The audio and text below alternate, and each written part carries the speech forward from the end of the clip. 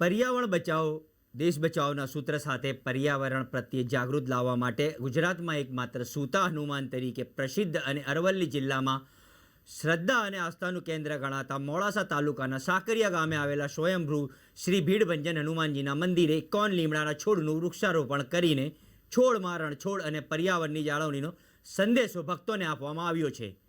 10 કરોડના ખર્ચે નવનિર્મિત મંદિર પામતા મંદિરમાં લીલી હરિયાળી બની રહેલા અને પર્યાવરણ પર વિશેષ મહત્વ આપીને મંદિરના ટ્રસ્ટીઓ દ્વારા પર્યાવરણ અંગે જાગૃતિ લાવવા આ વર્ષે 151 લીમડાના છોડનું વૃક્ષારોપણ કરી પર્યાવરણની જાળવણી કરવાનો સંદેશ આપ્યો હતો।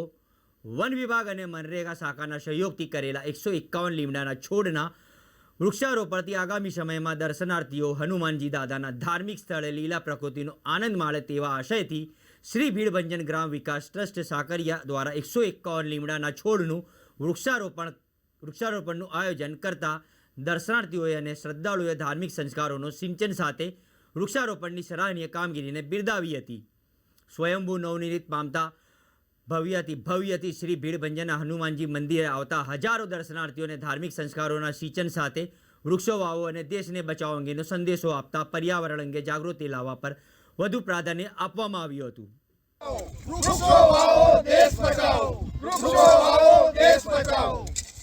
શ્રી સ્વયંભૂ ભીડભંજન હનુમાનજી મંદિર સાકરિયા ખાતે મારું નામ પટેલ જયેશ છે। આજે દેશમાં ગ્લોબલ વોર્મિંગની અસરથી અને કોન્ક્રીટના જંગલથી આજે જે ગરમી વધી રહી છે, વાતાવરણમાં અસંખ્ય પલટો જોવા મળે છે, જેના કારણે પર્યાવરણ બચાવવા માટે આજે આખા દેશમાં એક જ ઝુંબેશ છે કે વૃક્ષો વાવો।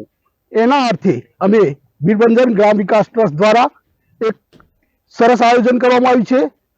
151 લીમડાનું અહીંયા અમે વાવેતર કરીએ છીએ અને તેને સાચવવા માટે ડ્રીપ એરિગેશન જારી અને એની માવજત કરવાની સંપૂર્ણ જવાબદારી ટ્રસ્ટે સ્વીકારી છે અને અમે નક્કી કરી છે કે આ લીમડાને અમે 100% મોટા કરીશું અને આવી રીતે આગળ પણ આવા કાર્યક્રમનું અમે આયોજન કરીશું। દેશભરમાં વિશ્વભરમાં ગરમીનો પ્રકોપ વધી રહ્યો છે, ત્યારે ગુજરાતમાં અને એમાં મોડાસાના અરવલ્લી જિલ્લાના સાકરિયા ગામે ભીડભંજન હનુમાન દાદા જે સ્વયંભૂ સૂતેલા હનુમાન દાદાની એક સરસ પ્રતિમા મૂર્તિ છે, જે સમગ્ર ગુજરાતમાં આસ્થાનું કેન્દ્ર બનેલી છે।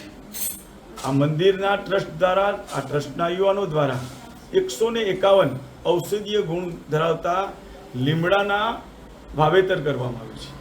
આ લીમડાના રોપણમાં સમગ્ર ગુજરાતના યુવાનોને રાહ ચીંધનારું છે અને પર્યાવરણ માટે રાહ ચીંધનારું છે। પર્યાવરણ આજની આ ગરમી, આજના આ વાતાવરણને અનુરૂપ દરેક જગ્યાએ આવનારા ચોમાસામાં સમગ્ર ગુજરાતમાં વૃક્ષારોપણ થાય તેવી એક રાહ ચીધી છે। એવા સર્વ યુવાન મિત્રો જે હનુમાન દાદાના ટ્રસ્ટ સાથે જોડાય છે તેમને શુભેચ્છાઓ પાઠવું છું। એમને આવા પ્રેરણાદાયક કાર્ય કરવા માટે ભગવાન એમને શક્તિ આપે એવી શુભેચ્છાઓ। મારું નામ સચિનભાઈ શાહ છે। હું છેલ્લા 4-5 વર્ષથી સાકરિયા સ્વયંભૂ હનુમાનજી મંદિરે દર્શન કરવા જાઉં છું। એ મંદિરની અંદર આજ રોજ 151 લીમડાના ઔષધીય ઝાડનું વાવેતર કરવામાં આવ્યું।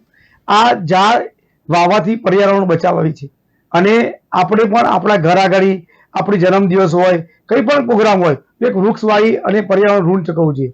અત્યારે આ મંદિરની અંદર આજે ઝાડ વાવવામાં આવ્યા, એનાથી આજુબાજુ એરિયાની અંદર ગરમીનો પ્રકોપ ઓછો થાય અને વરસાદ વધે।